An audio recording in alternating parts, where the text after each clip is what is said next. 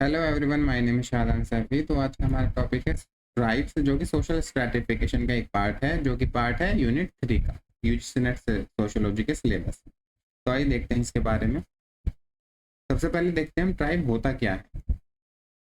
तो ट्राइब क्या होता है कि पहली बात तो ये कि ट्राइब को डिफाइन करना बहुत मुश्किल होता है, क्योंकि जितनी भी चीज़ें तुम क्राइटेरिया इस्तेमाल करोगे उनको डिफाइन करने में, वो सारी ट्राइब्स में नहीं मिलेंगी। ठीक है, तो हमने एक वेग डेफिनेशन बना ली है। तो एग्जैक्ट डेफिनेशन तो नहीं है, जैसे कि सोशियोलॉजी में ज़्यादातर कंसेप्ट की एग्जैक्ट डेफिनेशन नहीं होती है, तो वैसा ही ट्राइब है जिसकी एग्जैक्ट डेफिनेशन एग्जिस्ट नहीं करती है, मगर फिर भी हम देख सकते हैं एक जनरल डेफिनेशन को। एक ट्राइब एक ऐसा सोशल ग्रुप होता है जिसकी एक डेफिनेट टेरिटरी होती है, यानी कि एक फिक्स टेरिटरी से एफिलिएट करेगा अपने आप को या उसमें रहेगा। उनकी एक कॉमन डायलैक्ट होती है, या तो लैंग्वेज अलग हो या फिर एक कॉमन डायलैक्ट हो। कल्चरल होमोजेनिटी होती है, यानी कि पूरी ट्राइब का एक ही कल्चर होगा। ऐसा नहीं होगा कि एक ट्राइब के अंदर कई कल्चर एग्जिस्ट करते हैं, नहीं, एक ट्राइब का एक कल्चर होगा, होमोजीनियस होगा, सब लोग उसे ही फॉलो कर रहे होंगे। अब उनकी जो सोशल ऑर्गेनाइजेशन है वो यूनिफाइंग होती है और इगैलिटेरियन होती है, लोगों को, सारे ट्राइब्स के मेंबर्स को यूनिफाई करती है। और इगैलिटेरियन मतलब इक्वल, उसमें हेरारकी देखने को नहीं मिलती है हमें। ठीक है, डिफरेंस तो हो सकता है मगर हेरारकी नहीं होती है। जैसे कि जो डेवलप्ड सोसाइटीज होती हैं या वहाँ पर हेरारकी होती है ना, तो ट्राइब्स में हेरारकी नहीं, डिफरेंस होता है। यानी कि अगर जो कोई भी ट्राइबल लीडर्स की जो भी रैंक पोजीशन है उसकी वजह से उसको कोई ज़्यादा प्रिविलेज नहीं दिया जाएगा as compared to a normal member of a tribe. ठीक है, अब जो सोशल ऑर्गेनाइजेशन होती है वो किनशिप बेस्ड होती है और एंसेस्ट्री बेस्ड होती है। ठीक है, ये तो आप समझ गए होंगे। अब देखो सिन्हा ने ट्राइब को कैसे डिफाइन किया था। सिन्हा ने ट्राइब को डिफाइन किया था with respect to the centres of civilization. उन्होंने कहा था ट्राइब्स वो लोग होते हैं, ठीक है, जो जनरल वो आइसोलेटेड होते हैं सिविलाइजेशन से। ठीक है, सोशली और कल्चरली। ठीक है, उनके और सिविलाइजेशन के बीच में कम्युनिकेशन कम होता है। ठीक है, रिलेटिव आइसोलेशन होता है। यानी कि अगर सिविलाइजेशन, हम किसको कह रहे हैं कि जो मॉडर्न सेंस में जो मॉडर्न सिविलाइजेशन का पार्ट होती है सोसाइटीज, तो उनसे वो कम जुड़े हुए होते हैं, उनके बीच में जो कम्युनिकेशन होता है वो कम होता है। ये रिलेटिवली आइसोलेटेड ग्रुप्स होते हैं ट्राइब। ठीक है, तो सिन्हा ने यहाँ पर जो ट्राइब्स को डिफाइन करने के लिए क्राइटेरिया लिया, उसको उन्होंने ट्राइब्स को कंपेयर किया सिविलाइजेशन, सेंटर्स ऑफ सिविलाइजेशन। ठीक है, अब उसके बाद देखो डेफिनेशन तो ट्राइब की देना मुश्किल है, तो हम उनकी कॉमन कैरेक्टरिस्टिक्स के बारे में बात करते हैं। ठीक है, कॉमन कैरेक्टरिस्टिक्स के बारे में, जैसे कि उनके एक ट्राइब का कॉमन नेम होता है, हर एक ट्राइब का अपना नेम होगा, अपनी एक फिक्स टेरिटरी होती है, उनके एक किनशिप टाइज होती है, आपस में एक दूसरे से रिलेट कर पाते हैं किनशिप टर्मिनोलॉजी का इस्तेमाल करके सारे ट्राइब्स के ग्रुप। और एंडोगेमी होती है कि ट्राइब, पार्टिकुलर ट्राइब के लोग अपने ट्राइब में ही शादी करते हैं। ठीक है, उसमें कुछ फर्दर ग्रुप सब डिवाइडेड हो सकते हैं कि वो एक दूसरे ग्रुप में शादियां करेंगे, मगर ओवरऑल वो एक ही ट्राइब में रहकर शादियां कर रहे होते हैं। उनके कस्टम, रिचुअल और बिलीफ अलग अलग होते हैं। ठीक है, सिंपल और सोशल ऑर्गेनाइजेशन होता है, उनका हिरार्की नहीं देखने को मिलती है। और सिंपल पॉलिटिकल ऑर्गेनाइजेशन होता है, जो पावर का डिफ्यूजन है वो बहुत ज़्यादा हमें देखने को नहीं मिलता है कि कोई कि इंडिविजुअल मेंबर्स के बीच में पावर डिफरेंस बहुत ज़्यादा देखने को मिल जाए। तो पॉलिटिकल ऑर्गेनाइजेशन भी सिंपल होती है। कॉमन ऑनरशिप ऑफ रिसोर्सेज होगी उनके पास। ठीक है, जो वो कॉमनली ऑन करेंगे। जैसे कि कोई ट्राइब अगर किसी फॉरेस्ट में रह रही है, तो वो जो फॉरेस्ट है ना वो पूरी ट्राइब को बिलोंग करता है। अगर उस फॉरेस्ट के में थोड़ा सा उनका एक हैमलेट है, छोटा सा गांव है ट्राइब्स का, तो वहां पर जो लोग लोग रहेंगे वो गांव भी एक कॉमन प्रॉपर्टी होगी सारे ट्राइबल लोगों की। कोई प्राइवेट प्रॉपर्टी का कंसेप्ट नहीं होता है ट्राइबल्स के बीच में। ठीक है, ये बहुत इंपॉर्टेंट पॉइंट है। कॉमन प्रॉपर्टी होती है उनकी, शैलो हिस्ट्री होती है, रिटर्न हिस्ट्री उनकी नहीं होती है, और उनका इंडिजीनियस नेचर होता है, वो नेचर के साथ जुड़े हुए होते हैं। ठीक है, अब देखो मेंडलबॉम ने कैरेक्टरिस्टिक्स इंडियन ट्राइब्स के रेस्पेक्ट में फॉलोइंग कैरेक्टरिस्टिक्स हमें दी थे ट्राइब्स की, कि उनका जो सोशल बॉन्ड्स होता है वो किनशिप के थ्रू होता है, आपस में सब लोग रिलेटेड होते हैं एक दूसरे से किसी न किसी किनशिप नेटवर्क के थ्रू। ठीक है, हिरार्की नहीं होती है, ये तो हमने देखा था पहले, लैक ऑफ हिरार्की। कोई कॉम्प्लेक्स फॉर्मल ऑर्गेनाइजेशन नहीं देखने को मिलती है, सैन के सारे लोग जनरली इक्वल होते हैं, उनमें डिफरेंस होता है मगर हायरार्की नहीं होगी, और ना ही एक फॉर्मल और कॉम्प्लेक्स ऑर्गेनाइजेशन डेवलप होगी। ठीक है, जैसे कि मॉडर्न सोसाइटी में कॉम्प्लेक्स ऑर्गेनाइजेशन होती है ना, जैसे पुलिस होती है या फिर कोर्ट होती है या फिर रूल ऑफ लॉ होता है। ठीक है, जैसे नगर पालिका होती हैं, तो ये कॉम्प्लेक्स ऑर्गेनाइजेशंस होती हैं जो कि हमें ट्राइबल लोगों में देखने को नहीं मिलेंगी।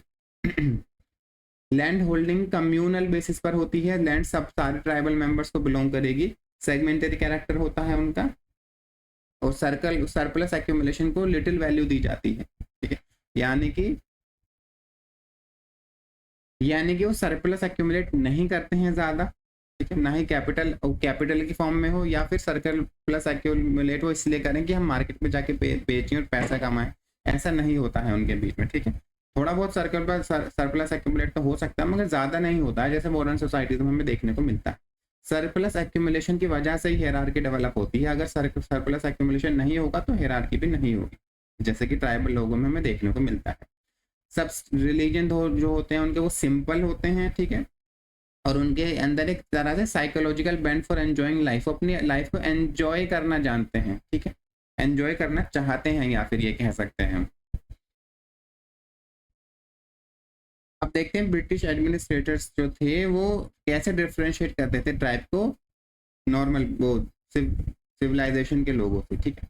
तो सबसे पहले चीज वो देखते थे कि वो ट्राइब को वो लोग उन लोगों को ब्रिटिश एडमिनिस्ट्रेटर्स ट्राइब कहते थे जो जंगल में रहते थे, ठीक है, और उनके प्रिमिटिव ऑक्यूपेशंस थे, जैसे कि सबसिस्टेंस एग्रीकल्चर फॉलो करते थे, या फिर फॉरेस्ट प्रोड्यूस से अपनी जिंदगी का गुजारा करते थे, नॉर्मल घर बनाते थे, ठीक है, पूरा उनका जो जीवन यापन था वो फॉरेस्ट बेस्ड था, ठीक है। और जबकि वो जो लोग गाँवों में रह रहे थे उनको कास्ट ग्रुप की तरह लेबल किया जाता था, जो जंगल में रह रहे हैं वो ट्राइब है और जो गाँव में रह रहे हैं वो कास्ट है, अकॉर्डिंग टू ब्रिटिश एडमिनिस्ट्रेटर्स, ठीक है। अब क्या हुआ, जैसे कि कॉलोनियल टाइम पे जो स्कॉलर्स थे या फिर लोकल स्कॉलर्स ने जब एंथ्रोपोलॉजिकल स्टडी करना शुरू किया ट्राइब्स की, तो उन्होंने जाना कि ट्राइब्स की एक अपने लाइफस्टाइल है और उनके अपने रिलीजियस बिलीव्स हैं जो कि कास्ट ग्रुप से डिस्टिंक्ट है। कास्ट ग्रुप से डिस्टिंक्ट मतलब मेन स्ट्रीम सोसाइटी से अलग होते हैं ट्राइब्स के, अपने जो मेन स्ट्रीम सोसाइटी से उनकी लाइफस्टाइल और रिलीजियन जो होता है वो डिफरेंट होता है। इसी को देखकर हटन ने ट्राइब्स को एबोरिजिन्स का नाम दिया, जबकि वेरियर एल्विन ने उनको एबोरिजिनल्स कहा, ठीक है, ये इंपॉर्टेंट है। एबोरिजिन किसने कहा था? हटन ने, J.H. हटन ने, और एबोरिजिनल्स किसने कहा था? वेरियर एल्विन ने, ठीक है। अब देखो कभी कभी ट्राइब्स को डिफाइन करने के लिए उनके अंदर क्या कैरेक्टरिस्टिक्स हैं उनको डिफाइन ना करके उनको डिफाइन किया जाता है कि उनके अंदर क्या कैरेक्टरिस्टिक्स नहीं पाई जाती हैं, ठीक है, जो मेन स्ट्रीम सोसाइटी में होती हैं। जैसे कि ट्राइब्स के पास एक ऐसा रिटन टेक्स्ट वाला रिलीजन नहीं होता है, वो जो रिलीजियस कम्युनिकेशन होता है एक जनरेशन से दूसरी जनरेशन के बीच में वो ओरली होता है, ठीक है, by the use of words, written text की फॉर्म में नहीं। उनके पास एक स्टैंडर्ड स्टेट फॉर्म नहीं होती है, जैसे मॉडर्न सोसाइटीज में स्टैंडर्ड स्टेट होते हैं ना, जैसे इंडियन स्टेट, अमेरिकन स्टेट या फिर कोलंबियन स्टेट, तो वहाँ उनके पास एक अपना स्टैंडर्ड स्टेट नहीं होता है, या फिर स्टैंडर्ड पॉलिटिकल फॉर्म नहीं होती है। बहुत ही सिंपल पॉलिटिकल ऑर्गेनाइजेशन होगी, एक ट्राइबल लीडर होगा, फिर वही पूरी ट्राइब का देख रेख करेगा। उनके बीच में क्लास डिवीजन नहीं होती है, ठीक है, क्लास डिवीजन नहीं होती है, और उनके अंदर एक डीप सेंस ऑफ हिस्ट्री नहीं पाई जाती है, डीप सेंस ऑफ हिस्ट्री नहीं होती है, यानी कि वो अपनी हिस्ट्री को हजारों सालों से पहले से रिलेट नहीं कर पाएंगे। अब उनके वो कोई मिथ्स बना लें वो अलग बात है, मगर रिटर्न फॉर्म में हिस्ट्री नहीं होगी उनकी। और तीसरा, ना तो वो हिंदू हो, and were neither Hindus, caste nor peasants. अब इन तीनों कैटेगरी में रखना एक जनरली ट्राइब्स को ये सही नहीं माना जाएगा, क्योंकि सारे ट्राइब्स हिंदूज भी नहीं होते, ठीक है, सारे ट्राइबल लोग कास्ट ग्रुप को भी बिलोंग नहीं करते, और ना ही सारे ट्राइबल लोग पीजेंट्स होते हैं। ये जो जनरल हमने एक तरह से अपनी मेंटल इमेज बना रखी होती है कास्ट को, तो उसको शेड करने के लिए ये वाला पॉइंट मैंने इंक्लूड किया है यहाँ लेक्चर।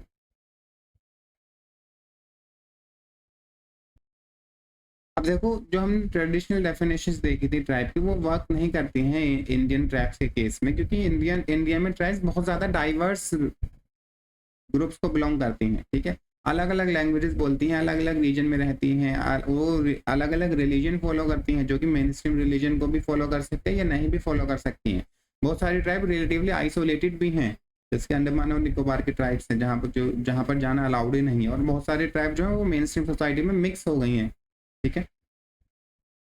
तो ये जो क्राइटेरिया था ना आइसोलेशन, या फिर हमने ऑक्यूपेशन देखा था कि ट्राइब्स हमेशा पीजेंट्स होती हैं या फिर हंटर गैदरर्स भी होती हैं, ये भी ज़रूरी नहीं है कि उनका एक फिक्स रिलीजन होता है कि वो टोटेमिक सिंबल्स को फॉलो करते हैं, ऐसा भी ज़रूरी नहीं है सारे केसेस में। तो ये सारे क्राइटेरिया अनरिलायबल हो गए, ठीक है। और जो ट्राइब्स की आइडेंटिटी हमने फिक्स कर दी थी डेफिनेशन के थ्रू करना चाह रहे थे, तो हमने रियलाइज किया कि उनकी आइडेंटिटी को हम फिक्स नहीं कर पाएंगे, क्योंकि अब उनका जो जो ट्राइब्स है ना वो मेन स्ट्रीम सोसाइटी के साथ इंटरेक्ट कर रही हैं और उनकी आइडेंटिटी जो है वो टाइम के साथ चेंज हो रही है ना।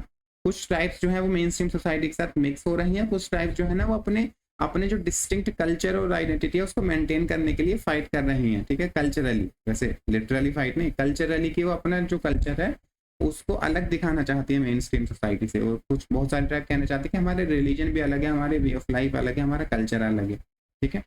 अब देखो अब क्योंकि ट्राइब्स को डिफाइन करना तो मुश्किल है, तो अब इंडियन कॉन्स्टिट्यूशन में हम जो इंडियन कॉन्स्टिट्यूशन ने कोई फॉर्मल डेफिनेशन नहीं दी है ट्राइब की, बस एक लिस्ट बना दी है, शेड्यूल्ड ट्राइब लिस्ट, ठीक है, जिनको हम एसटीज भी कहते हैं, यानी कि वो कॉन्स्टिट्यूशन में एक शेड्यूल्ड लिस्ट है ट्राइब्स की जिसमें सारे ट्राइब्स के नाम एन्यूमरेटेड हैं। अगर वो उस लिस्ट में किसी भी ट्राइब का नाम आता है तो उसको सारे बेनिफिट्स जो होते हैं अफर्मेटिव एक्शन के, पॉजिटिव डिस्क्रिमिनेशन के, वो दिए जाते हैं।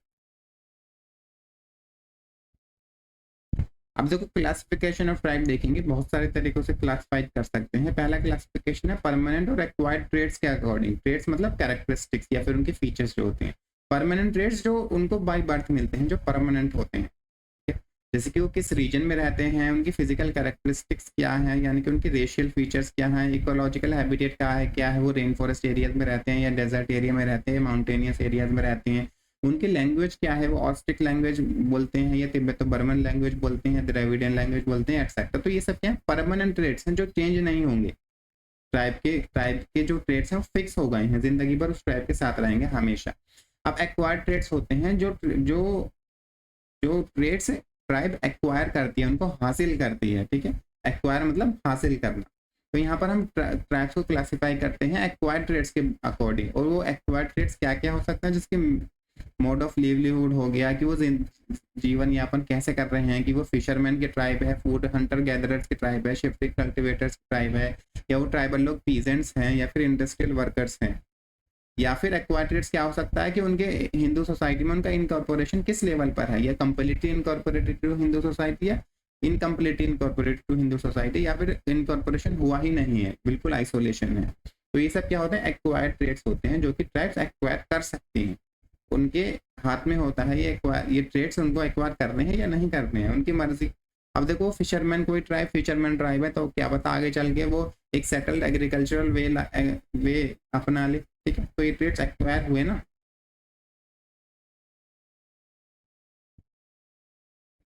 अब एससी डुबेस के 5 फोल्ड क्लासिफिकेशन देख लेते हैं ट्राइब्स को। इंडियन ट्राइब्स को उन्होंने 5 कैटेगरी में बांटा। पहले ट्राइब थी एबोरिजिनल्स, यानी कि जो लैंड के ओरिजिनल लोग होते हैं उनको एबोरिजिनल्स कहा जाता है, जो कि सेक्लूजन में रहते हैं, जो यानी कि उनका जो कॉन्टैक्ट है वो नहीं हुआ है अभी मेन स्ट्रीम सोसाइटी के साथ, जैसे कि अंडमान एंड निकोबार ट्राइब में होते हैं। अंडमान एंड निकोबार आइलैंड में ट्राइब्स रहती हैं कुछ ट्राइब्स।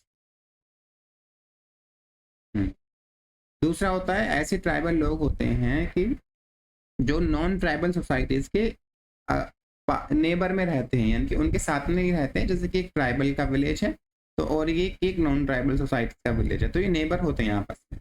तो यहाँ पर जो ट्राइबल लोग हैं वो नेबर तो हैं उनके, मगर वो अपने एक डिस्टिंक्टिवनेस, जो कल्चरल और रिलीजियस डिस्टिंक्टिवनेस है ना, उसको मेंटेन करके रख रही है ट्राइब। यहाँ पर कॉन्टैक्ट हुआ है मगर ट्राइब की अपनी आइडेंटिटी जो है वो मेंटेन करके रखी है उसने। अब तीसरा केस होता है कि वो विलेजेस में एक साथ रह रहे हैं, एक सेम विलेज है, उसमें कास्ट ग्रुप भी रह रहे हैं और ट्राइब ग्रुप भी रह रहे हैं, ठीक है, मगर फिर भी ट्राइब ग्रुप ने अपनी जो आइडेंटिटी थी उसको प्रिजर्व करके रखा, ठीक है, ये हो गया तीसरा केस। अब चौथा केस है कि ट्राइबल्स जो है वो इनकॉर्पोरेटेड हो गए हैं कास्ट ग्रुप में और उनको अनटचेबल्स का स्टेटस मिल गया है, ठीक है। पांचवा होता है कि ऐसे ट्राइबल लोग जो पूरा इनकॉर्पोरेटेड हो गए हैं सोसाइटी में, उनको एक high economic social political status मिल चुका है, उनको अनटचेबल का स्टेटस नहीं मिला है बल्कि उनको एक दूसरा स्टेटस दिया गया, ठीक है। अब देखो रेशियल फीचर्स के हिसाब से भी जो गुहा थे उन्होंने ट्राइब्स को 3 कैटेगरी में डिवाइड किया। एक होते हैं प्रोटो ऑस्ट्रोलॉइड्स।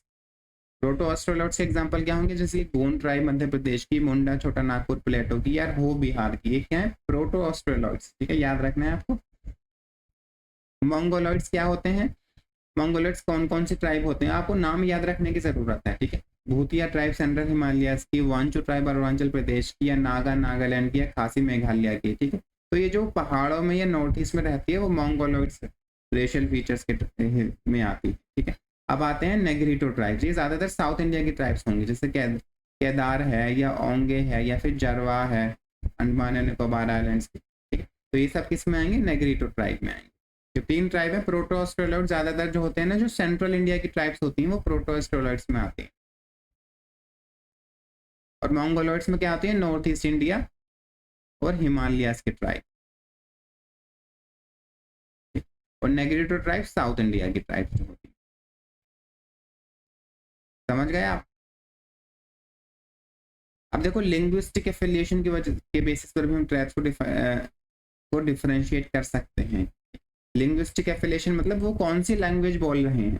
ठीक है, अब बहुत बहुत सारी लैंग्वेज फैमिलीज होती हैं। लैंग्वेज फैमिली में क्या होता है? जो सिमिलर लैंग्वेज होती है ना, जो एक लैंग्वेज से ओरिजिनेट हुई होंगी, जैसे कि वो एक कॉमन लैंग्वेज है, उससे बहुत सारी लैंग्वेज बनी, जैसे कि एक्स लैंग्वेज थी, उससे ए लैंग्वेज बनी, बी लैंग्वेज बनी, सी लैंग्वेज बनी और डी लैंग्वेज बनी। ये सारी लैंग्वेज अलग अलग हैं, आपस में एक दूसरे को लोग जो है वो समझते भी नहीं है। ए लैंग्वेज बोलने वाले लोग हो सकता है बी लैंग्वेज बोलने वाले लोगों को ना समझे, मगर ये सारी लैंग्वेज ओरिजिनेट हुई है एक्स लैंग्वेज से, तो ये क्या बन जाएगी? लैंग्वेज फैमिली बन जाती है। ठीक है, लैंग्वेज फैमिली कहते हैं। तो वैसे ही लैंग्वेज फैमिली के अकॉर्डिंग भी हम ट्राइब्स को डिवाइड कर सकते हैं। पहले आती है Austro Asiatic family. Austro Asiatic family में 2 ब्रांच होती है, मोन खमेर ब्रांच और मुंडा ब्रांच। तो मोन खमेर ब्रांच कौन से बोलते हैं? खासी या फिर निकोबारी ट्राइब्स बोलते हैं। और मुंडा ब्रांच संथल, गोंड, खड़िया, ये सब लोग जो मुंडा ब्रांच बोलते हैं ऑस्ट्रो एशियाटिक फैमिली। अब यहाँ पर रीजन में डिवाइड करना मुश्किल है। देखो यहाँ पर देखो,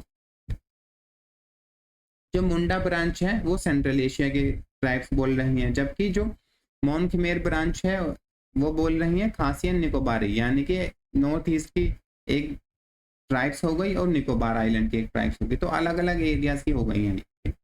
दूसरे आती है तिब्बतो चाइनीज फैमिली। तो इसमें भी 2 सब फैमिलीज होती है, जैसे लैंग्वेज फैमिली बना है ना, इसमें सब फैमिलीज भी हो सकती हैं। जैसे एक्स से बना ए और बी लैंग्वेज, ठीक है, और ए से बनी सी और डी लैंग्वेज, और बी से ई और एफ लैंग्वेज बन गई, तो ये सब फैमिलीज कहलाएंगी। ये एक सब फैमिली, ये दूसरी सब फैमिली, और पूरा मिला के एक फैमिली हो जाएगी, लैंग्वेज फैमिली। ठीक है,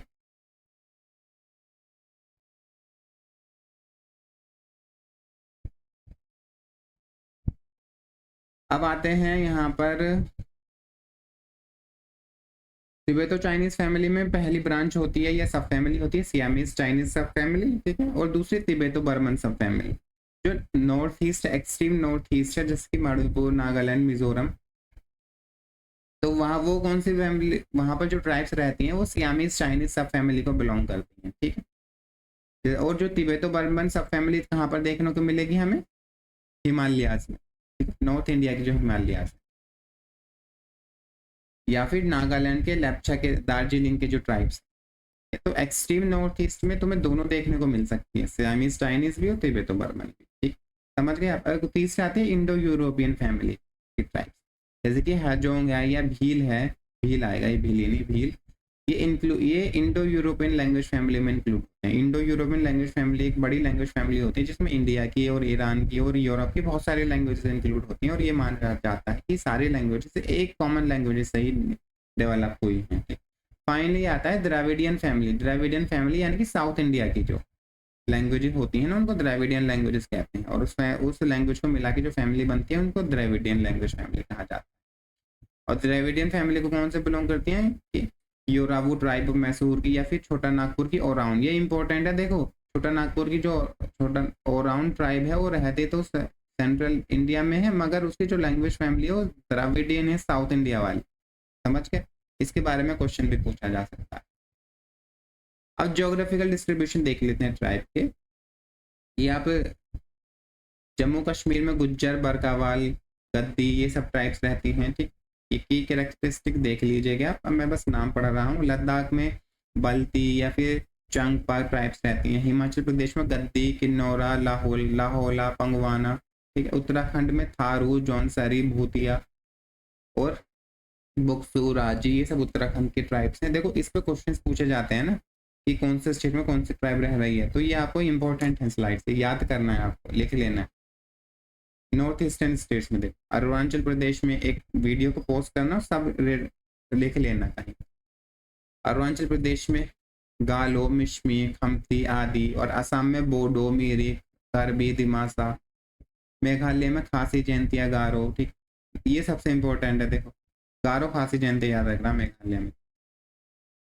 नागालैंड में अंगामी, लोथा, सूमी। मिजोरम में मीजो, ठीक है, पावी एटसेट्रा। मणिपुर में मेतेई और कुकी। कुकी यहाँ नहीं लिखा है, कुकी भी आना चाहिए, तो मैं लिख देता हूँ कुकी, कुकी ट्राइब। त्रिपुरा में देखो, त्रिपुरी, जमातिया, हलाम। सिक्किम में भूतिया, लेप्चा, लिम्बू, तमांग। मध्य प्रदेश में भील, गोंड, बाएगा, कौल, शरिया, कोरकू। छत्तीसगढ़ में गोंड, हलबा, कमार, कवार, ओराउन, मुरिया। झारखंड में संथल, मुंडा, ओराउन, हो। सबसे ज्यादा जो क्वेश्चन पूछे जाते हैं ना, उनसे पूछे जाते हैं, छत्तीसगढ़, मध्य प्रदेश, झारखंड, इनमें कौन से ट्राइब है। उड़ीसा में गोंड, संथल, संथल, हो। ठीक है, वेस्ट बंगाल में संथल, मुंडा, भूमिज, ओराउन, लेप्चा। तो वो बहुत सारे ट्राइब मल्टीपल स्टेट्स में भी रहती हैं। बिहार, गोंड, खारवाड़ और संथल। देखो संथल कितने सारे स्टेट्स में रह रही है। वेस्टर्न रीजन में देख लेते हैं, राजस्थान की ट्राइब इंपॉर्टेंट है, राजस्थान, गुजरात और महाराष्ट्र की। राजस्थान में मीना, भील, गरासिया, सहारिया। ठीक है, गुजरात में भील, राठवा, धोडिया। महाराष्ट्र में भील, गोंड, कोली। ठीक, गोवा में धोदिया, धूबिया, नायकड़ा, सिद्धि, वर्ली एटसेट्रा। आंध्र प्रदेश में चेंचू, कोया। तेलंगाना में लमडा, कोया, गोंड। कर्नाटका की ट्राइब हो गई है, तमिलनाडु की ट्राइब टोडा। केरला की ट्राइब देख लो, पनियान। अंडमान एंड निकोबार की ट्राइब जरावा, सेंटिनलीज, ओंगा, ग्रेट अंडमानी, शोम्पेन। ये इंपॉर्टेंट है, ठीक है। अंडमान एंड निकोबार की ट्राइब देखो, जैसे कि सेंटिनलीज ट्राइब है ना, सेंटिनलीज ट्राइब, इनसे कांटेक्ट नहीं हुआ है, ये बिल्कुल कंप्लीट आइसोलेशन में रहती है। यूट्यूब पे जाके सर्च करिएगा, बहुत सारे वीडियोस मिल जाएंगे इनके बारे में। लक्षद्वीप में ट्राइब्स रहती हैं। ये तो होगी ट्राइब्स के बारे में, कहाँ कहाँ कौन सी ट्राइब रह रही है। आप देखते हैं हिस्ट्री के बारे में, कॉलोनियल पॉलिसीज क्या थी ट्राइब्स, ट्राइबल्स को लेकर। कॉलोनियल पॉलिसीज जो थी, जो ब्रिटिश एडमिनिस्ट्रेटर्स पॉलिसीज बनाते थे और ट्राइबल्स को लेकर, वो उस नज़रिए से बनाते थे कि वो ज़्यादा से ज़्यादा जंगलों को एक्सप्लॉइट कर सके और अपना प्रॉफिट मैक्सिमाइज कर सके। ठीक है, उसी के बेस पर उन्होंने एक आइसोलेशन पॉलिसी बनाई थी, यानी कि ट्राइबल एरियाज को एक्सक्लूडेड और पार्शियली एक्सक्लूडेड एरियाज में डिवाइड कर दिया था, और मेन स्ट्रीम सोसाइटी को लिमिट कर दिया था कि आप इनके साथ इंटरेक्शन नहीं कर पाओगे। एक्सक्लूडेड एरियाज के तो साथ तो बिल्कुल भी नहीं, और पार्शियली एक्सक्लूडेड एरियाज में पार्शियल इंटरेक्शन पॉसिबल था। तो वो इसलिए किया था ताकि जो ट्राइबल लोग हैं वो इंडियन फ्रीडम मूवमेंट को ज्वाइन ना कर पाए, क्योंकि जो ब्रिटिशर्स थे उनका एक मेजर सोर्स ऑफ रेवेन्यू था वो फॉरेस्ट प्रोड्यूस भी थी। ठीक है, तो अपने रेवेन्यू को बचाने के लिए और ट्राइबल लोग इंडियन नेशनल फ्रीडम मूवमेंट को ज्वाइन ना कर पाए, इसीलिए भी एक आइसोलेशन पॉलिसी अपनाई ब्रिटिशर्स ने। उसके बाद एक फॉरेस्ट पॉलिसी भी थी आइसोलेशन पॉलिसी के साथ साथ। 1865 का जो फॉरेस्ट एक्ट था, उन्होंने ट्राइबल्स को अपने ट्रेडिशनल फॉरेस्ट राइट जो थे, यानी कि ट्राइबल्स फॉरेस्ट जो थे वो ट्राइबल्स की कम्युनल प्रॉपर्टी थी। ठीक है, उसको उससे उनसे छीन लिया और फिर फॉरेस्ट को 3 पार्ट्स में डिवाइड कर दिया, एक रिजर्व फॉरेस्ट, एक प्रोटेक्टेड फॉरेस्ट और विलेज जोन। जिसकी वजह से क्या हुआ कि जो जो जंगल में जाके जो ट्राइबल लोग थे अपनी जिंदगी की जरूरियात के लिए जो सामान इकट्ठा कर पाते थे, उसमें रोक लग गई और उन पर टैक्स लगा दिया गया कि अगर आपको फायरवुड इकट्ठा करनी है तो इतना टैक्स देना पड़ेगा। जिसकी वजह से जो ट्राइबल लोग थे वो एलियनेट फील करने लगे अपने जंगलों से। ठीक है, उनके ऊपर एक स्ट्रेस आ गया, इमोशनल स्ट्रेस और कल्चरल एलियनेशन वो फील करने लगे, यानी कि उनको फॉरेस्ट से एलियनेट कर दिया गया ताकि वो इफेक्टिवली फॉरेस्ट को एक्सप्लॉइट कर पाए ब्रिटिशर्स। ठीक है, और तीसरा था कि वो ट्राइबल लोगों को ऐसे देखते थे कि हमें इन लोगों को सिविलाइज करना है, और सिविलाइज भी अपने इथनोसेंट्रिक व्यूज के अकॉर्डिंग और इवोल्यूशनरी बायस के अकॉर्डिंग, यानी कि वो ट्राइबल लोगों को प्रिमिटिव की तरह देखते थे और कहते थे इथनोसेंट्रिक में जो ब्रिटिश अपना जो कल्चर था उसको सुप्रीम मानते थे और कहते थे कि जितने भी ये प्रिमिटिव लोग हैं, ट्राइबल लोग हैं, इनको अपने जैसा बनाना है हमें। तो इथनोसेंट्रिक और रिवोल्यूशनरी आइडियाज के बेस पर वो सिविलाइज करना चाहते थे, सो कॉल्ड सिविलाइज करना चाहते थे ट्राइबल्स को। ठीक है, अब इसके लिए उन्होंने उसके लिए वो बहुत सारी मिशनरीज भेजते थे ट्राइबल एरियाज में, ताकि वो क्रिश्चियनिटी में लोगों को कन्वर्ट कर सकें और अपने वेस्टर्न आइडियाज उनमें इनकलकेट करा सकें। जो इन सब चीज़ों के पीछे उनके छुपे हुए कुछ ऑब्जेक्टिव्स हुआ करते थे। कि सबसे पहला था कि लोगों के अंदर इफेक्टिव एडमिनिस्ट्रेशन करना, स्पेशली ट्राइबल पॉपुलेशन के ऊपर, और उनकी जो रिसोर्सेज है ना, फॉरेस्ट रिसोर्सेज को, उसको इफेक्टिवली एक्सप्लॉइट करना। ठीक है, दो ही उनके ऑब्जेक्टिव होते थे, वो उसके उनको ऑब्जेक्टिव को अचीव करने के लिए वो सारी चीजें करते रहते थे। अब ये तो हमने देखा कि कैसे जो ट्राइबल लोग हैं उनके जो फॉरेस्ट राइट वो छीन लिए गए थे, और जो फॉरेस्ट राइट छीनने की वजह से जो ट्राइबल्स था वो आउट ऑफ वर्क हो गए थे, क्योंकि उनकी सारी जिंदगी फॉरेस्ट पर डिपेंडेंट थी। इसलिए वो डेट में चले गए, लो पेड माइनिंग वर्क करने लगे और जो लेबर बन गए प्लांटेशन में। ठीक। और कुछ ट्राइब्स को तो ब्रिटिशर्स ने क्रिमिनल ट्राइब घोषित कर दिया था 1871 के क्रिमिनल ट्राइब एक्ट के अकॉर्डिंग, कुछ ट्राइब्स को। ठीक है? अब इसकी वजह से क्या हुआ, जब ट्राइबल लोगों का ऑपरेशन होने लगा तो वहां पर ट्राइबल लोगों ने अपने रेजिस्टेंस शुरू किया, कि वायलेंट रेजिस्टेंस, जैसे कि संथल एंड कोल अपराइजिंग हम इस फॉर्म में देख सकते हैं। अब देखो, माइनिंग इंपॉर्टेंट पार्ट था, आयरन और माइनिंग या फिर कोल माइनिंग या कंस्ट्रक्शन प्रोजेक्ट जो थे, ये सब, इन सारे प्रोजेक्ट जो कॉलोनियल टाइम्स में चलते थे, इन सारे प्रोजेक्ट्स ने ट्राइबल लोगों को एक तरह से, पहले तो उनके जंगल छीन लिए, और फिर उनको जंगल छीनने के बाद उनको as a labour, low paid wage labour, as a labour की तरह इन माइनिंग या कंस्ट्रक्शन प्रोजेक्ट में लगा दिया। ठीक है। अब इन कॉलोनियल पॉलिसीज की वजह से ट्राइबल लोगों का ट्रेडिशनल लिवलीहुड तो डिस्टर्ब हुआ ही, मगर इकोलॉजिकल बैलेंस जो बना हुआ था वो भी डिस्टर्ब हो गया। इसको गुहा एंड गिटगिल ने इकोलॉजिकल इंपेरियलिज्म का नाम दिया, यानी कि जो ब्रिटिशर्स का इंपेरियलिज्म था उसमें एक एस्पेक्ट इकोलॉजिकल इंपेरियलिज्म भी था। वो सारे जितने भी इकोलॉजिकल रिसोर्सेज थी, जैसे कि जंगल वगैरह हो गए या फिर मिनरल्स या माइंस हो गए, उसको भी एक्सप्लॉइट कर देते और सारा प्रॉफिट कहाँ भेज देते थे, इंग्लैंड में। ठीक है।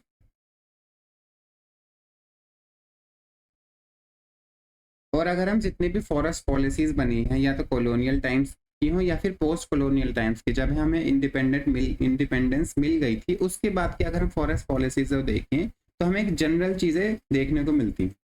कि सबसे पहले तो ये चीज़ है कि जितनी भी ट्राइबल कम्युनिटीज़ होती हैं वो फॉरेस्ट पर डिपेंड करती हैं या फिर एग्रीकल्चर पर डिपेंड करती हैं। ठीक, उनसे उनको फूड मिलता है, fuel, medicine, housing material, income, सबसे इंपॉर्टेंट चीज़ इनकम उसी से ही जनरेट होती है।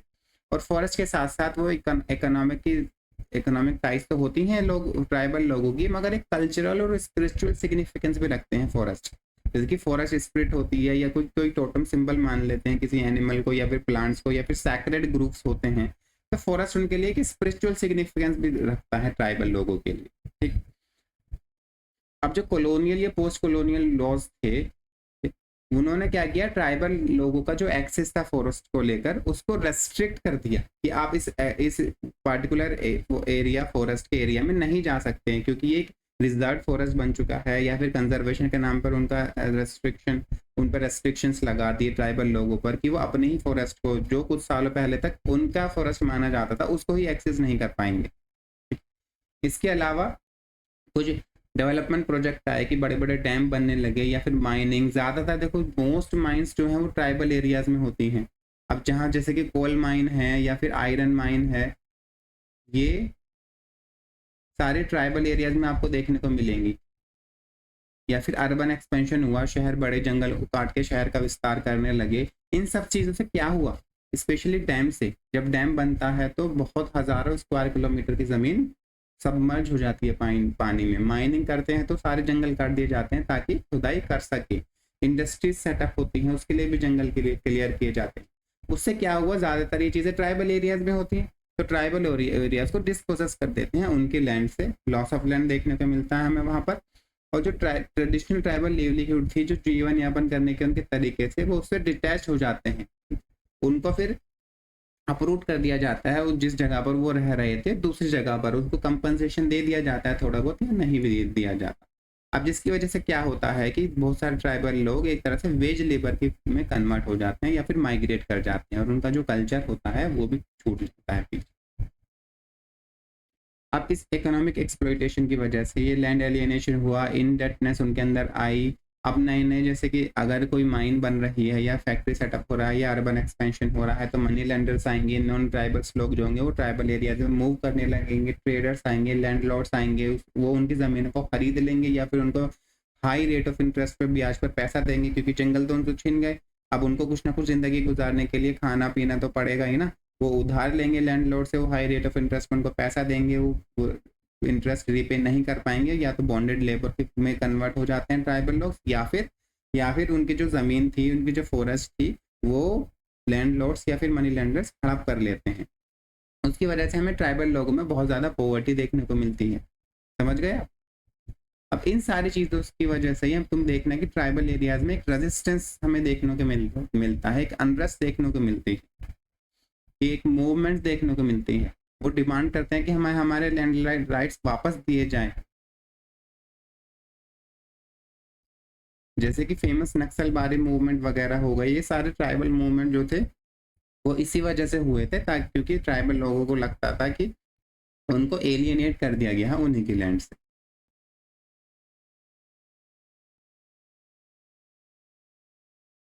अब देखो ये सारे पॉइंट वही रिपीट हो रहे हैं जो हमने फॉरेस्ट के बारे में पढ़े थे, कि जब पोस्ट इंडिपेंडेंस इंडिया में क्या हुआ कि जो ये कोई नया पॉइंट है कि जो हमारे पीएम थे पंडित जवाहरलाल नेहरू, उन्होंने ट्राइबल पंचशील की एक योजना लॉन्च करी, जिसका एम क्या होता था कि ट्राइबल लोगों को इंटीग्रेट करना है मेन स्ट्रीम सोसाइटी में, नेशनल लाइफ में। मगर इस इंटीग्रेशन के साथ साथ उन ट्राइबल लोगों की अपनी एक आइडेंटिटी या जो ऑटोनॉमी होती है, उनका कल्चर जो होता है, उसको भी प्रिजर्व करके रखना है। ठीक है, यानी कि कंट्रोल्ड इंटीग्रेशन एक तरह से कह सकते हैं हम इनको। इस तरह से ट्राइबल का वेलफेयर भी हो और उनकी जो आइडेंटिटी है वो भी लॉस्ट ना हो।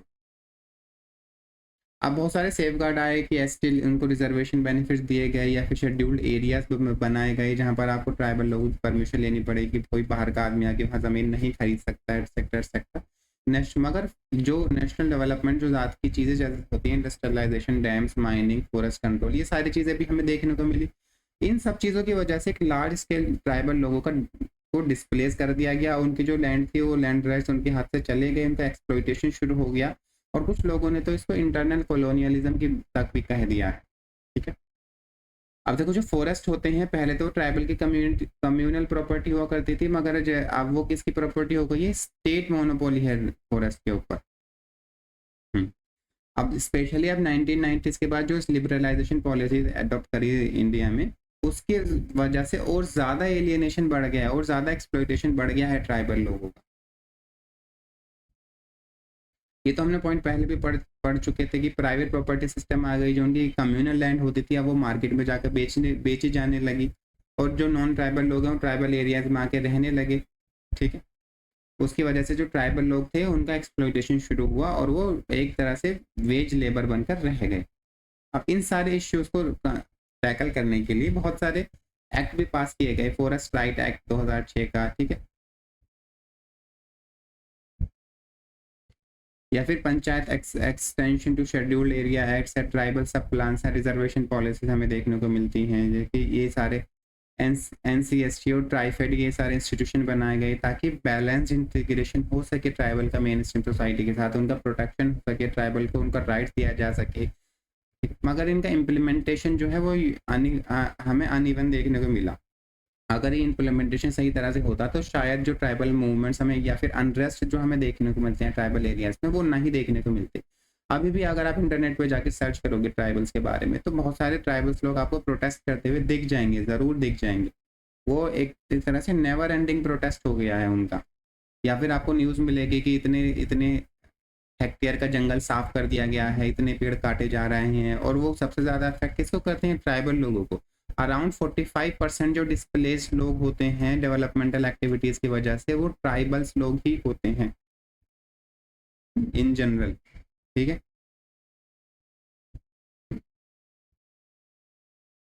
अब यहाँ पर ट्राइब और कास्ट के बारे में बात करते हैं। यहाँ पर देखो, कास्ट का मतलब ये नहीं है कि पर्टिकुलर कास्ट ग्रुप के बारे में बात हो रही है, बल्कि ये इसमें बात हो रही होती है कि ट्राइब जो है एज ए सेपरेट कास्ट की कैटेगरी में लोग देखते थे, या फिर ट्राइब और कास्ट का मतलब जो मेन स्ट्रीम हिंदू सोसाइटी है ना, उनके बीच का डिफरेंस देख रहे हैं क्या होता है। तो यहाँ पर कास्ट को जनरल सेंस में लेना है, स्पेसिफिक सेंस में नहीं। तो सबसे पहले हम देखते हैं कौसाम्बी ने क्या कहा था। कौसाम्बी और एन के बोस ने कोसाम्बी और एन के बॉस ने स्टडी किया था कि कैसे जो ट्राइबल लोग हुए हैं, ट्राइबल्स हैं, जो जनरल हिंदू सोसाइटी में किस तरह से एब्जॉर्ब हुए हैं या फिर नहीं हुए हैं एब्जॉर्ब। उनका एब्जॉर्प्शन स्टडी किया था कि वो जनरल हिंदू सोसाइटी में एब्जॉर्ब हुए हैं या नहीं हुए हैं। उन्होंने पाया कि जो भील, भूमिज, मांझी, खासा या राज या गोंड, ये सब क्या है, वो वर्चुअली इनडिस्टिंग्विशेबल हैं from neighbouring Hindu peasant caste, यानी कि वो हिंदू पीजेंट कास्ट में इनकॉर्पोरेट हो गए हैं। अब उनको आप देख के बता नहीं सकते कि ये हिंदू पीजेंट कास्ट के लोग हैं या फिर किसी पार्टिकुलर ट्राइब के लोग हैं, यानी कि वो कम्प्लीटली एब्जॉर्ब हो गए हैं। अब उसके बाद बी के रॉय परमन ने अपनी अर्ली क्लासिफिकेशन दिया था और ट्राइब्स को 4 ग्रुप में बांटा था on the basis of the orientation towards the main stream Hindu society. ठीक है, उन्होंने कहा था कुछ ट्राइब्स होते हैं जो हिंदू सोसाइटी में पूरी तरह से इनकॉर्पोरेट हो गए हैं, वो हिंदू सोसाइटी का पार्ट बन गए हैं, वो as a caste member Hindu society में एब्जॉर्ब हो गए हैं। ठीक है, दूसरा होता है पॉजिटिवली ओरिएंटेड, यानी कि हिंदू सोसाइटी में इनकॉर्पोरेटेड या एब्जॉर्ब तो नहीं हुए हैं, मगर वो हिंदू सोसाइटी को एक पॉजिटिव एस्पेक्ट की तरह देखते हैं, उसके अगेंस्ट में नहीं है, वो नहीं होते हैं, उसके रिचुअल्स को अपनाने की कोशिश कर रहे होते हैं। ठीक है, मगर अभी भी अपनी separate identity, as a separate identity को मेंटेन कर रखते हैं। तीसरा आता है नेगेटिवली ओरिएंटेड, यानी कि वो हिंदू सोसाइटी के अगेंस्ट में काम करते हैं, जो वो काम करेंगे वो हम काम नहीं करेंगे, उनका रिलीजन अलग है और हमारा रिलीजन अलग हुआ, यानी कि नेगेटिवली ओरिएंटेड है और उनके जो हिंदू सोसाइटी के रीति रिवाज है वो अपनाना नहीं चाहते हैं। अब इनडिफरेंट टू हिंदू सोसाइटी, उनको कुछ फर्क नहीं पड़ता है कि हिंदू सोसाइटी कैसी है, उनकी एक अलग अपनी अलग दुनिया है, यानी कि ये ट्राइब रिलेटिव आइसोलेशन में रहते हैं या फिर वो नॉर्थ ईस्ट में रहते हैं जहाँ पर हिंदू सोसाइटी के साथ उनका कॉन्टैक्ट बहुत कम होता है बहुत सारे ट्राइब्स का। ठीक है, अब उसके बाद विद्यार्थी ने उनके लाइफस्टाइल और अकल्चरेशन के बेसिस पर ट्राइब्स को 5 फॉर्म में डिवाइड किया था। अकल्चरेशन का मतलब क्या होता है? एडिशन ऑफ कल्चर, यानी कि अपना तो कल्चर उनके पास है ही, अवर कल्चर या फिर own culture plus others culture को भी वो अपना लेते हैं, उसको कहते हैं अकल्चरेशन।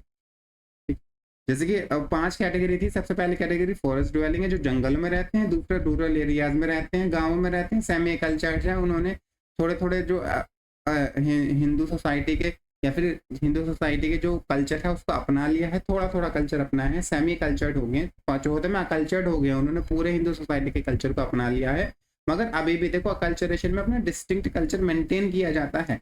तो यहाँ सेमी कल्चर्ड और अकल्चर्ड, ये दोनों कैटेगरी में डिस्टिंक्ट कल्चर मेंटेन्ड है। Distinct culture of tribes is maintained. मगर असिमिलेशन में क्या होता है कि वो अपने ट्राइबल जो अपना कल्चर खो देते हैं और पूरी तरह से हिंदू सोसाइटी में असिमिलेट हो जाते हैं, घुल मिल जाते हैं। ठीक, यहाँ पर lost their own culture and assimilate into Hindu society. ठीक है, अब वेरियर एल्विन ने 4 कैटेगरी में ट्राइब्स को डिवाइड किया था। Purest of pure tribal groups, यानी कि जो बिल्कुल आइसोलेशन में रहते हैं उनको purest of pure tribal group कहा था, जैसे कि सेंटिनेलीज ट्राइब है, बिल्कुल ही आइसोलेशन में। Changing group in contact with the plains but retaining tribal lifestyles, यानी कि उनका कॉन्टैक्ट तो है, कॉन्टैक्ट विद प्लेन्स का मतलब है जो मेन स्ट्रीम हिंदू सोसाइटी के जो लोग हैं उनके साथ उनका कॉन्टैक्ट कैसा है, क्योंकि जनरली माना जाता है कि ट्राइबल लोग हिली एरियाज में रहते हैं और जो कास्ट के लोग हैं वो प्लेन्स में रहते हैं, इसलिए ये टर्मिनोलॉजी यूज की गई है यहाँ पर। तो कॉन्टैक्ट में तो आ रहे हैं वो प्लेन्स के लोगों की, मगर उनके अपने एक ट्राइबल लाइफस्टाइल को रिटेन करके रखा है उन्होंने। तीसरी कैटेगरी है कि वो ट्राइबल लोग जो हैं वो हिंदू सोसाइटी के लोअर रंग ऑफ हिंदू सोसाइटी में एक्सेप्ट हो चुके हैं, एसिमिलेट हो चुके हैं। जो होता है कि हिंदू सोसाइटी में एसिमिलेट हो चुके हैं, हिंदू फेथ को उन्होंने अपना लिया है, मगर वो एक मॉडर्न लाइफस्टाइल जी रहे हैं। तीसरे केस में उन मतलब मॉडर्न लाइफस्टाइल नहीं जी पा रहे होंगे, मगर चौथे केस में मॉडर्न लाइफस्टाइल जी रहे हैं। ठीक है,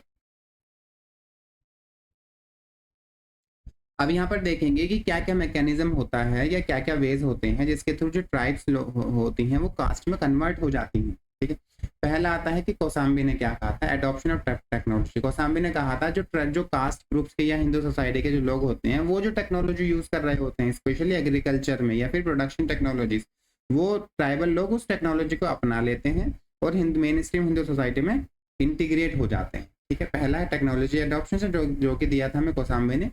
दूसरा आता है कि यहाँ पर tribals are pulled into the non competitive Hindu economic system, यानी कि हिंदू इकोनॉमिक सिस्टम की तरफ वो आकर्षित होते हैं।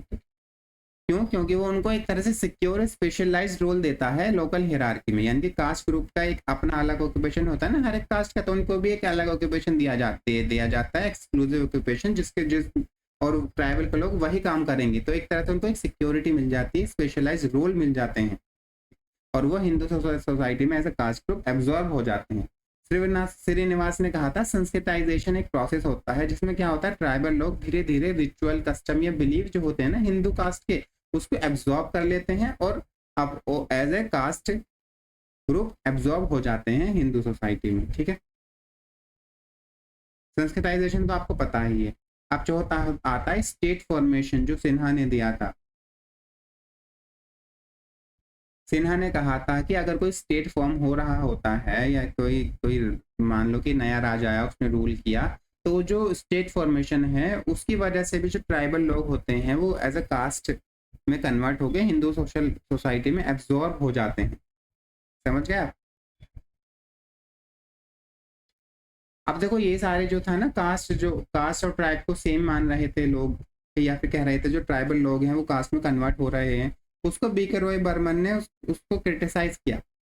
उन्होंने दो रियलिटीज बताई। उन्होंने कहा कि ग्राउंड में रियलिटीज दो तरह की होती हैं। पहला होता है कि जो लोग हिंदू सोसाइटी में ऐसे ट्राइब्स जो एब्जॉर्ब हो गए हैं, उन्होंने कास्ट सिस्टम को ज्वाइन कर लिया है, तो वहां पर क्या देखने को मिला, उनको एक तरह से प्रोटेक्शन नहीं मिली ट्राइबल लोगों को, या फिर सोशल एक्सेप्टेंस नहीं मिला हिंदू सोसाइटी में जो उनको प्रॉमिस किया गया था, और बल्कि उनका एक एक्सप्लॉइटेशन शुरू हो गया, और वो जो कास्ट हिरार्की में लोअर रंग में उनको एक्सेप्ट किया गया, सिर्फ लोअर रंग में, जहाँ पर एक्सप्लॉइटेशन सबसे ज़्यादा होता है। दूसरा ये हुआ कि बहुत सारे ट्राइब जो हैं वो एसिमिलेट ही नहीं हुए, बल्कि उन्होंने अपने काउंटर मूवमेंट शुरू कर दिए, या फिर मूवमेंट शुरू कर दिए जिसमें वो हिंदू कास्ट के नॉर्म्स को रिजेक्ट करने लगे और अपने जो यूनिक ट्राइबल आइडेंटिटीज हैं उसको वो रिवाइव करने लगे। तो ये दो केस हमें देखने को मिले जिसको हमें बताया था बीके रॉय बर्मन।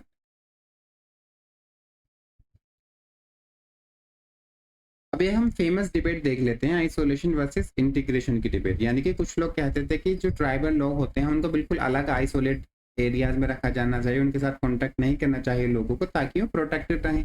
दूसरा ग्रुप कहता था कि ट्राइबल लोगों को इंटीग्रेट करना चाहिए हमें मेन स्ट्रीम सोसाइटी में, या फिर एसिमिलेट करना चाहिए। दोनों में फर्क है। इंटीग्रेशन में क्या होता है कि उनका इंटीग्रेशन होगा और वो अपना कल्चर संभाल कर रखेंगे। एसिमिलेशन में क्या होता है, जो लोग एसिमिलेट हुए हैं वो अपना कल्चर ही भूल जाएंगे पूरा। ठीक है, फर्क समझ में आ गया?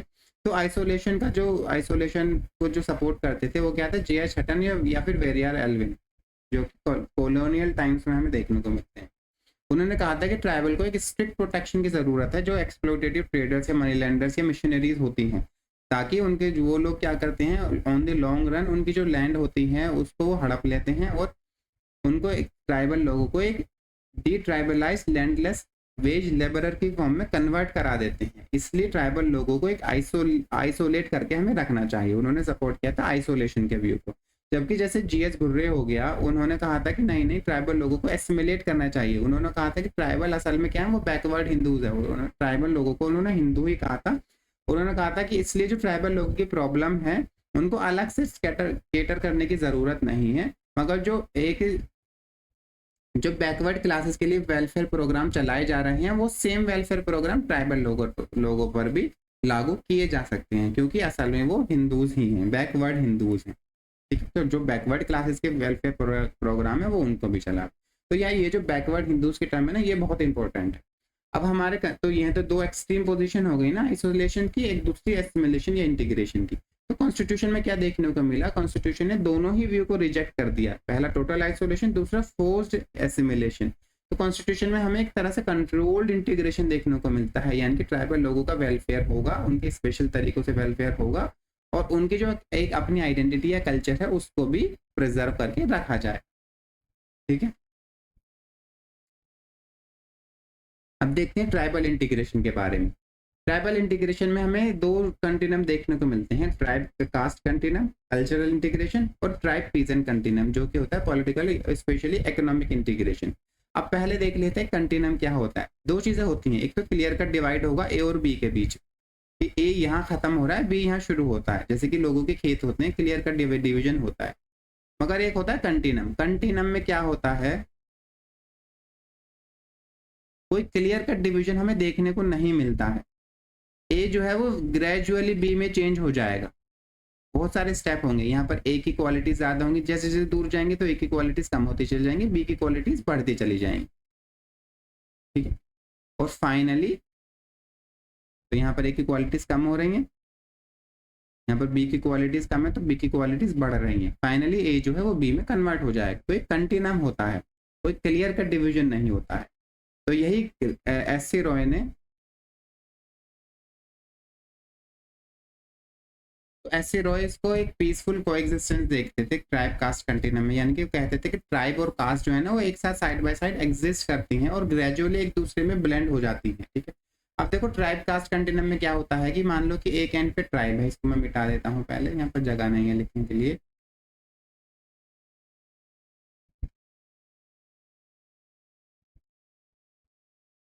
अगर एक एंड पे ट्राइब है, दूसरे एंड पे कास्ट है, तो यहाँ पर क्लियर कट डिवीजन हमें देखने को नहीं मिलेगा, बल्कि जो ट्राइब होंगी वो ग्रेजुअली ग्रेजुअली क्या होंगी, कास्ट में मिक्स हो जाएंगी, ब्लेंड हो जाएंगी कास्ट में। क्लियर कट डिवीजन ये ट्राइब और कास्ट में हमें देखने को नहीं मिलेगा।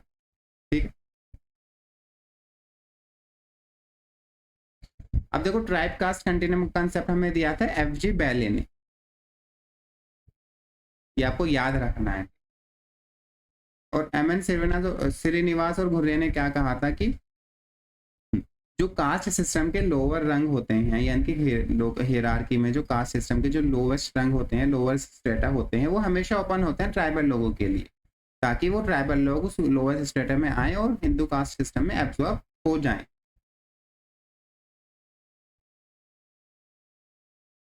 और फिर एंड्रे बैटेल ने भी यही कहा था कि ट्राइब और कास्ट के बीच में अगर आप देखोगे, उनको कंपेयर करोगे, तो आपको लिंग्विस्टिक डिफरेंस या रेशियल डिफरेंस बहुत कम देखने को मिलेंगे। यानी कि जिस एरिया में कास्ट और ट्राइब एक साथ रह रही हैं, उनके बीच वो सेम रेस की देखने को मिलेंगे या बहुत कम डिफरेंस रेस देखने को मिलेगा उनके फिजिकल फीचर्स में, रेशियल डिफरेंस, या फिर वो सेम लैंग्वेज ही स्पीक करते होंगे, सेम लैंग्वेज बोलते होंगे, ज्यादातर केस में ये देखने को मिला। तो ये था कास्ट ट्राइब कंटिन्यूम, जिसको दिया था एफ जे बैले ने। दूसरा आता है, ये कल्चरल एक्सपेक्ट था इंटीग्रेशन का। यहाँ पर कल्चरली हम कास्ट को, ट्राइब को देख रहे थे कि कैसे जो ट्राइब होती है वो कास्ट में कल्चरली मिक्स हो जाती है, ब्लेंड हो जाती है। दूसरा होता है इकोनॉमिक या पॉलिटिकल इंटीग्रेशन, जिसको कहते हैं ट्राइब पीजेंट कंटिन्यूम, जो कि हमें दिया था सुरजीत सिन्हा ने। उन्होंने कहा था कि जो हमने कल्चरल व्यूज देखा था कास्ट ट्राइब कंटिन्यूम में, वो असल में पैदा होता है इकोनॉमिक नेसेसिटी की वजह से, इकोनॉमी की ज़रूरियात की वजह से। क्या होता है कि मेन स्ट्रीम प्रेजेंट जो इकोनॉमी होती है, जो लोग गांव में रहते हैं और एग्रीकल्चर परफॉर्म कर रहे होते हैं, उनको लेबर की ज़रूरत होती है, चीप लेबर की ज़रूरत होती है। और चीप लेबर को कहाँ से मिलती है, ट्राइब्स की फॉर्म में। और जब ट्राइबल लोग होते हैं, वो चीप लेबर की फॉर्म में कास्ट ग्रुप के साथ काम करने लगते हैं, तो उनकी जो अपनी आइडेंटिटी होती है वो मिक्स होती चली जाती है कास्ट ग्रुप के लोगों के साथ। इसको कहा था, और हमें क्लियर कट डिफरेंस देखने को नहीं मिलता ट्राइब और कास्ट में। तो यहाँ पर हमने देखा कि कल्चरल हमेशा एक कल्चर का एक इकोनॉमिक बेस भी होगा, जिसके बारे में सुरजीत सिन्हा ने हमें बताया। अब देख लेते हैं कुछ ट्राइबल मूवमेंट्स। ताना भगत मूवमेंट जो ओराउंड ट्राइब में शुरू हुआ था, तो ताना भगत मूवमेंट में एक तरह से वो जो मॉडर्न इनोवेशन की वजह से उनकी जो जिंदगी में अप एंड डाउन और अपहीवल्स देखने को मिल रहे थे, तो उसको वो खत्म करना चाहते थे। Cast out the evil powers of the modern innovation, जैसे कि स्टीम बोट या फिर मोटर कार्स, बाईसाइकिल, ये सोचते थे कि इन चीज़ों की वजह से हमारी जिंदगी और मुश्किल हो गई है, पहले हम एक अच्छी लाइफ गुजार रहे थे, तो अपने जो पुरानी जिंदगी है उसको वो रिवाइव करना चाह रहे थे। तो एक तरह से वो जो घोस्ट ऑफ मॉडर्निटी है उसको एक्सरसाइज करना चाह, मतलब उसको भगाना चाह रहे थे घोस्ट को, और अपने पुराने रिलीजन में लौटना चाह रहे थे। तो ये था ताना भगत मूवमेंट, इतना बहुत आपको याद रखने के लिए। दूसरा आता है देवी मूवमेंट, जो साउथ गुजरात में शुरू हुआ था 1922 में।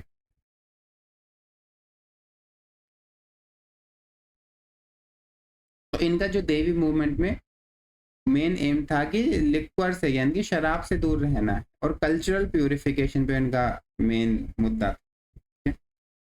अब ये धीरे धीरे क्या हुआ, देवी मूवमेंट है एक पॉलिटिकल मूवमेंट में कन्वर्ट हो। तीसरा आता है संथल रिबेलियन। तो क्या हुआ था, लोगों की जो ट्राइबल लोग थे उनकी जो एंसेस्ट्रल लैंड्स होती थी वो आउटसाइडर्स ने हड़प ली थी, ठीक। और जो संथल लोग थे इसकी वजह से कह रहे थे कि पहले हम जो जिंदगी जीते थे वो बहुत अच्छी थी, वो गोल्डन एज था, एक आइडियल किंगडम था उनका। तो उन्होंने एक अपराइजिंग शुरू करी ताकि जो वो अपनी जो उनकी जो जमीनें चली गई हैं वो उनको वापस से रिस्टोर कर सके, और साथ के साथ अपना जो ट्रेडिशनल पुराने जमाने के जो रिलीजन था या उनका जो पुराने जमाने के रीति रिवाज थे, एक सोशल स्ट्रक्चर था, उसको वो रिवाइव कर सके। तो ये था संथल रिबेलियन। अब सबसे मेन होता है झारखंड मूवमेंट।